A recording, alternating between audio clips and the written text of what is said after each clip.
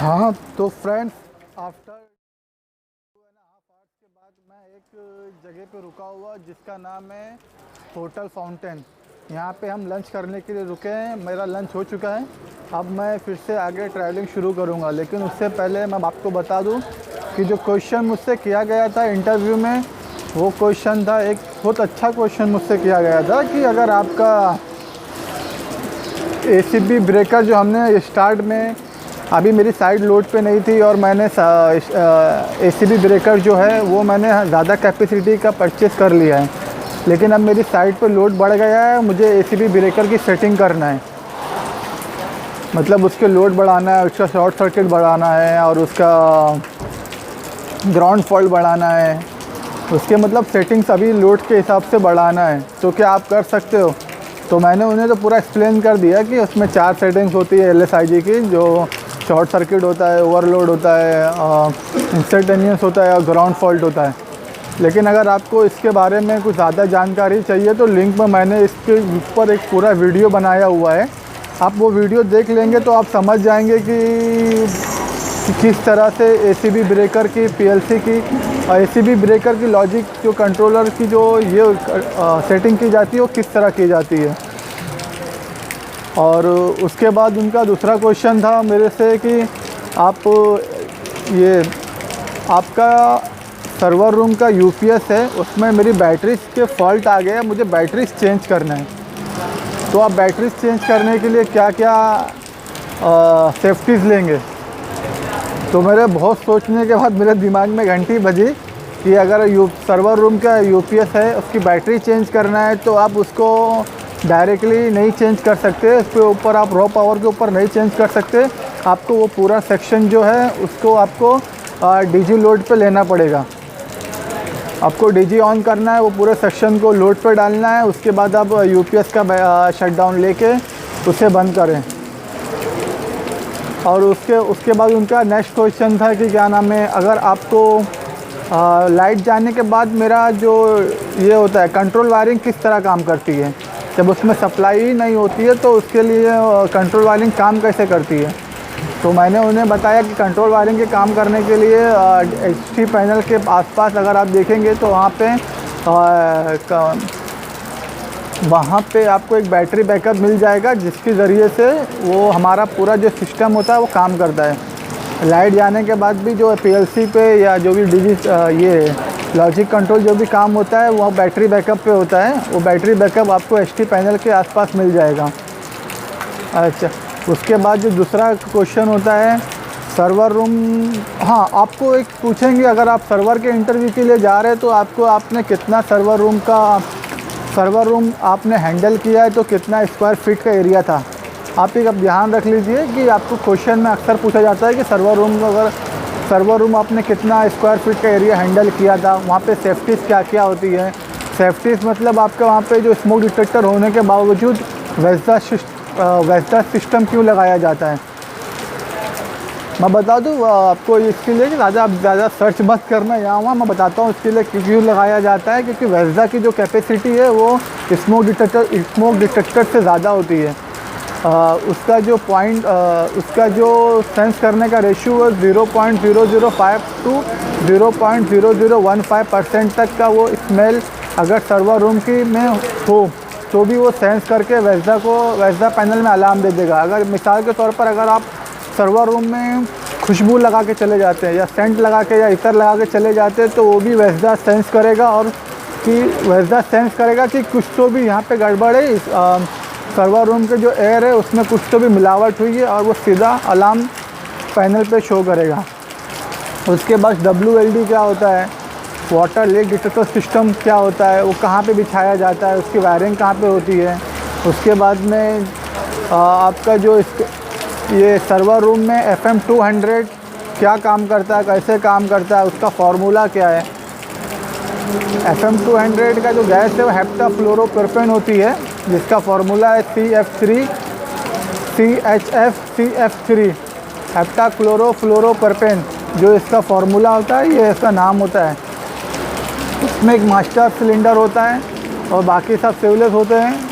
जब मास्टर का, अभी मैं आपको सब शॉर्टकट बता रहा हूँ ताकि आप सिर्फ समझ लें बाद में आप उसको अच्छे से, अगर आप चाहेंगे कि आपको अच्छे से समझ में आए, अगर मुझे आप कमेंट्स में लिखेंगे कि मुझे ये चीज़ समझ में नहीं आई, आप ज़रा अच्छे से समझा दीजिए, तो मैं उसके ऊपर डेफिनेटली आपको एक वीडियो बना के शेयर करूँगा।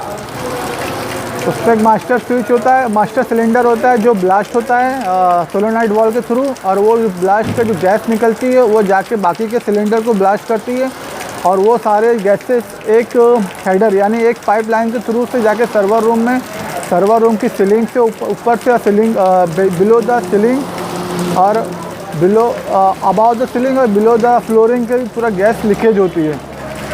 वो इसलिए लगाते हैं कि उससे आपका जो होता है वो फायर बंद हो जाता है, लेकिन जो आपका हार्ड डिस्क सर्वर रूम में लगी हुई होती है उसमें कोई नुकसान नहीं होता है। उसके बाद क्वेश्चन, अभी हमारे ड्राइवर का लंच हो चुका है, मेरे ड्राइवर का भी। अभी हम यहाँ से निकलेंगे, मैं आपको दिखाऊंगा आगे कसारा घाट किस तरह दिख रहा है। अभी आप मेरे पीछे देखिए कितना अच्छा मौसम हो चुका है, कितना मस्त हो रहा है।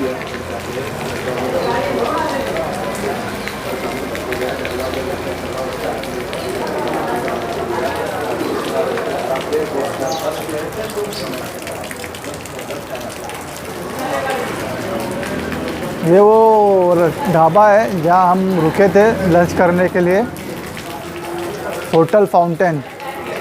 और ये वो कार है जिससे मैं ट्रैवल कर रहा था। ये कार मुझे नासिक छोड़ेगी, नासिक के बाद मैं वहाँ से फिर से दूसरी गाड़ी लेके मालेगांव जाऊँगा। चलिए शुरू करते हैं आगे का सफ़र।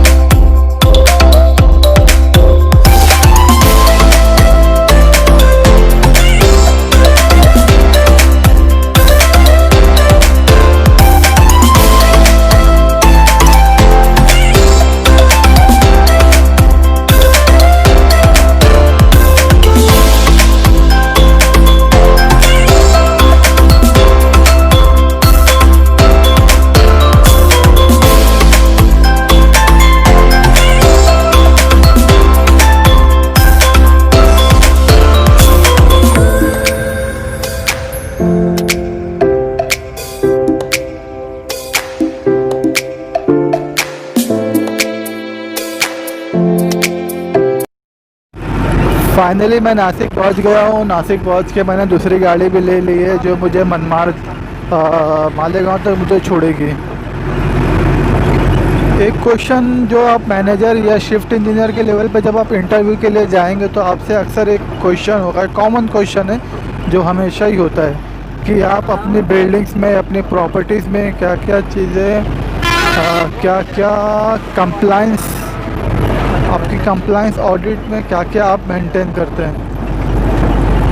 तो मैं बता दूं कि हमारे जो कंप्लाइंस ऑडिट होती है, कंप्लाइंस में हम बी फॉर्म, सबसे इम्पोर्टेंट जो होता है वो बिल्डिंग का बी फॉर्म होता है। आपको बी फॉर्म जो है, बी फॉर्म होता है जो आपको फायर डिपार्टमेंट में ले जाके सबमिट करना पड़ता है। वहाँ से फायर ऑफिसर का स्टैंप लेके उसे डिस्प्ले किया जाता है। अब वो बी फॉर्म कहाँ से मिलेगा? बी फॉर्म आपको देगा जिसने आपके बिल्डिंग में फायर के सिस्टम इंस्टॉलेशन किया है, जैसे स्मोक डिटेक्टर, फायर पैनल जो कंपनी ने इंस्टॉल किए, जैसे सीमेंस, एनीवेल, ये आपको एक बी फॉर्म देंगे।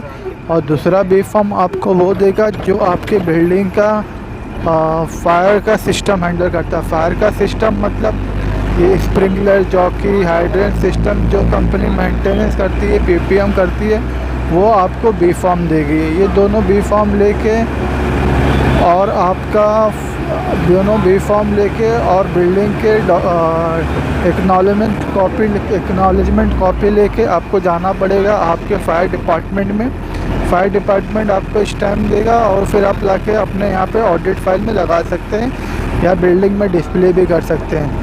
दूसरी चीज़ ये है कि आपको जो बी फॉर्म मिलेगा, बी फॉर्म हमेशा आपको 6 महीना पहले का मिलेगा।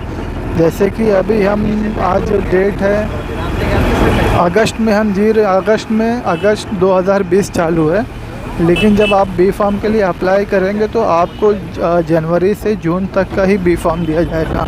आपको करंट मंथ के करंट क्वार्टर का बी फार्म नहीं मिलता है, आपको हमेशा फर्स्ट हाफ ईयरली का मिलेगा। जब हाफ ईयरली कंप्लीट होगी तो उसके बाद आपको दूसरा बी फार्म मिलेगा। अभी जैसे भी मैं अगर अप्लाई करूँगा बी फार्म के लिए तो मुझे बी फार्म मिलेगा जनवरी से जून तक, और जुलाई से दिसंबर का मुझे जो दूसरा बी फार्म मिलेगा वो मुझे मिलेगा जनवरी में। ये चीज़ आप ध्यान रखिए कि आपको 6 महीना छः महीने के बाद आपको बी फार्म मिलता है। उसके बाद आपका दूसरा होता है PWD का ऑडिट होता है, जो PWD ऑफिसर आके आपका लिफ्ट का इंस्पेक्शन कराते हैं, वो साल में एक बार होता है। ये 2 हो गए ऑडिट। तीसरा ऑडिट होता है आपका DG का जो आपका ये होता है DG का आपका हर 3 महीने में एक बार आपको गवर्नमेंट को बताना पड़ता है कि आपने कितना DG रन किया है और कितना यूनिट जनरेट किया है। पर यूनिट पे आपको ₹1.60 पे करना पड़ता है गवर्नमेंट को। जैसा कि मुंबई में इसका ऑफिस जो है वो बॉम्बे सेंटर में है। आप फॉर्म फिलअप करके वो सब डेटा फिलअप करके आपको बॉम्बे सेंटर जाके पेमेंट करना पड़ता है। अभी तो ऑनलाइन पेमेंट का भी है, लेकिन आपको बॉम्बे सेंटर जाके एक्नॉलेजमेंट लेना पड़ता है। तो याद रखें, पर यूनिट का ₹1.60 पे करना पड़ता है।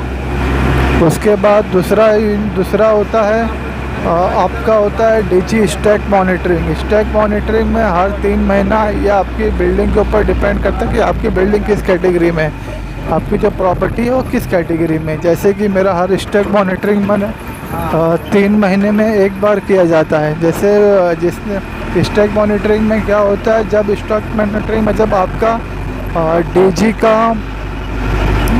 DG के सैम्पलिंग होल ओपन किया जाता है, DG को रन किया जाता है और वहाँ से सैम्पलिंग होल से DG के स्मोक को एक जार में ले लेते हैं। उसके बाद उसका टेस्टिंग होती है और वो रिपोर्ट दिया जाता है। उसके बाद होता है उसके बाद का जो ऑडिट होता है कंप्लायंस में होता है, वो होता है आपका जो कंप्लायंस होता है वो होता है STP का हर महीने का COD BOD की रिपोर्ट लगती है। आपने कितना स्लैश जनरेट किया है वो होता है, डेटा लगता है। उसके बाद आपका जो होता है STP के बाद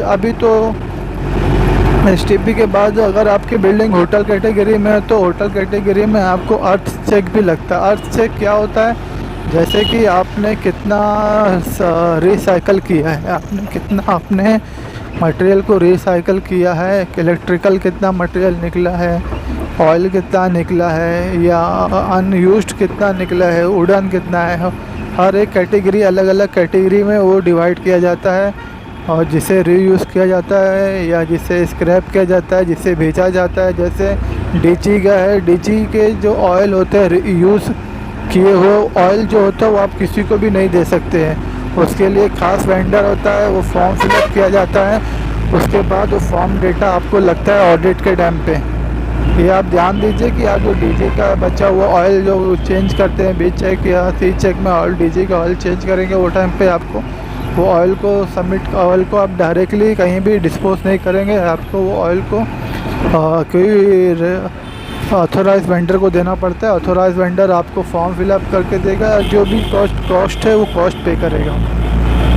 उसके बाद आपका होता है लेजुलेना टेस्ट में क्या होता है, लेजुलेना टेस्ट में आपके बताया आपका जो वाटर का सैंपल लेते हैं, आपके 4 जगह या 5 जगह जो भी जैसा भी आप डिसाइड करें, आपका वाटर का सैंपल लिया जाता है। वाटर का सैंपल लेना मतलब क्या होता है, वाटर का सैंपल लेके जाएंगे और वो लेजुलेना टेस्ट करते हैं, जो साल में 2 बार, जैसा भी आपकी जो कैटेगरी में आपका होटल्स है वो कैटेगरी का बिल्डिंग है, वो कैटेगरी के हिसाब से आपको वो सैंपल का डिसाइड होता है। उसके बाद होता है लेजुलेना टेस्ट में होता है आपका ड्रिंकिंग वाटर सैंपल दिया जाता है, कूलिंग टावर का सैंपल दिया जाता है, और अलग अलग जगह के जैसे आपका जाकूज़ी हो गया और चिल पूल है आपके पास, स्विमिंग पूल है आपके पास, या आपके पास कूलिंग टावर है, या ड्रिंकिंग वाटर है। ये सब चीज़ का हर अलग अलग का सैंपल लेते हैं। वो सैंपल ले जाके लैब में चेक होता है। वो चेक होने के बाद रिपोर्ट आपको सबमिट की जाती है।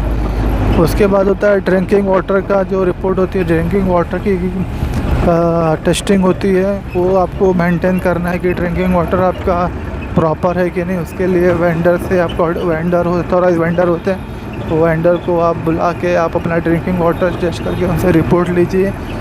कभी फ्यूचर में कोई कंप्लेंट ना हो ड्रिंकिंग वाटर के बारे में। उसके बाद में आपका आता है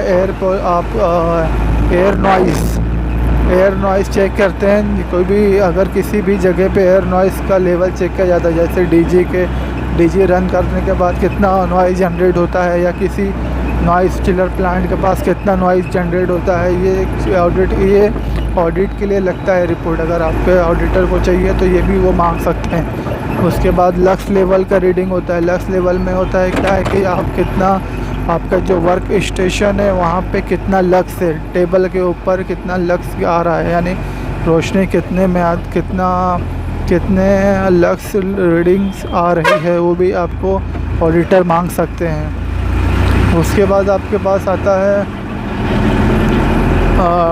डीजी का कंजप्शन मांग सकते हैं कि आपका डीजी कंजप्शन कितना है, लोड क्या है, ये सब डिटेल। बाकी आप सेफ्टीज़ में क्या क्या यूज़ करते हैं, सेफ्टी आप कैसे मेंटेन करते हैं। आप पीपी बॉक्स बना सकते हैं, अपना खुद का फर्स्ट एड बॉक्स बना सकते हैं। उसके बाद आप लाइडर की चेकलिस्ट बना सकते हैं। उसके बाद एक जो चीज़ होती है ऑडिट में लगती है, ऑडिट में लगने वाली सबसे इम्पोर्टेंट चीज़ ये है कि आपके जितने भी इंस्ट्रूमेंट है, जैसे मल्टीमीटर, थर्मोमीटर, जो भी कुछ जितने HVAC के, इलेक्ट्रिकल के जितने भी इक्विपमेंट है, टेस्टर है, अर्थिंग टेस्ट रजिस्टर है, जो भी कुछ है वो सब कैलिब्रेशन रिपोर्ट लगती है। उसकी भी कैलिब्रेशन रिपोर्ट होती है।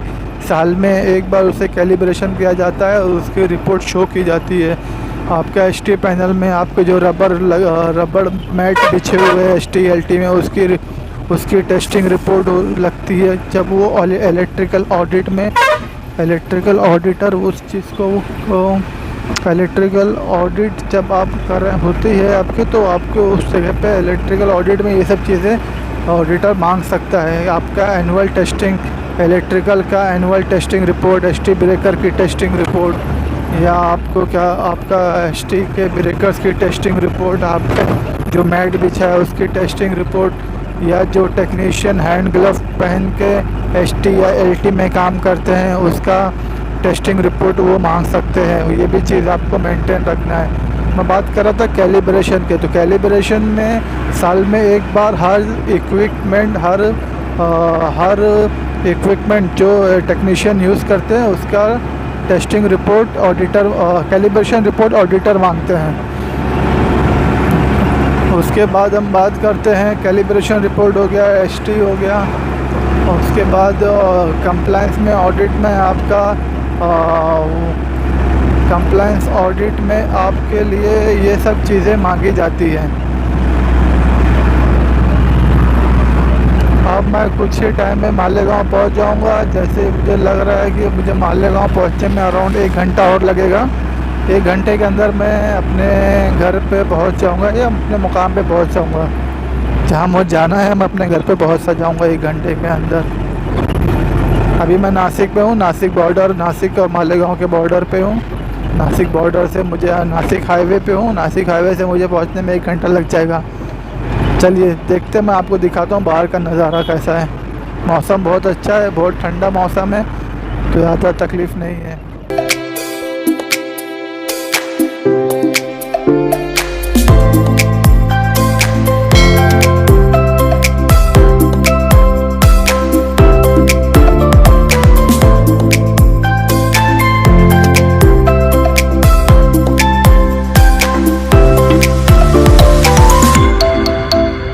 कि आपको ये वीडियो पसंद आया होगा।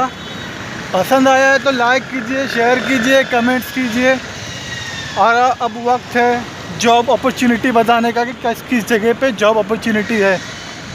मैं तो पहुंच गया मालेगांव, आप भी अपनी मंजिल पे पहुंचिए।